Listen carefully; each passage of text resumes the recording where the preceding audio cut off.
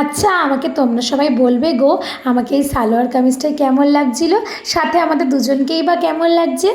Hi everyone, তোমরা সবাই কেমন আছো? আমি কিন্তু খুব ভালো আছি। আমরা টোনাটুনি দুজনে মিলে সুন্দর করে রেডি হয়ে বেরিয়ে পড়েছিলাম একটা ইনভিটেশন বাড়ির দিকে।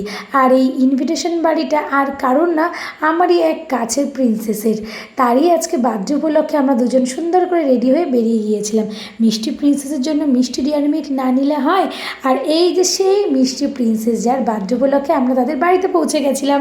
যাওয়ার সাথে সাথেই দেখো দিয়ে দিয়েছিল কোল্ড ড্রিঙ্কস আর কেক। আমার অফিস থেকে বেরোতে অনেকটা লেট হয়ে গেছিলো বলে আমি কেক কাটিংয়ে থাকতে পারিনি। সাথে দেখতে পাচ্ছ যে এই যে সেই দুটো মানুষ, যেই দুটো মানুষ কিন্তু আমার খুব খুব খুব কাছের। আর এই প্রিন্সেসকে সবাই তোমরা বলে দিও হ্যাপি বার্থডে প্রিন্সেস। এছাড়াও অনেকটা রাত হয়ে গেছিলো বলে কিন্তু আমার পেটে অলমোস্ট ছুঁচো ডন দিচ্ছিলো, তার জন্য আমি রাতে ডিনার করতে অলমোস্ট বসে পড়েছিলাম। তারপরেই ডিনার কমপ্লিট করেই আমরা দুজনে বেরিয়ে গেছিলাম বাড়ির দিকে, যেহেতু অনেকটা রাত হয়ে গেছিলো। যেতে যেতেই বড় বললো চলো একটা মিঠা পান খাওয়া যাক। আর মিঠা পান আমার খুব ফেভারিট, কার না ফেভারিট হয় না বলো।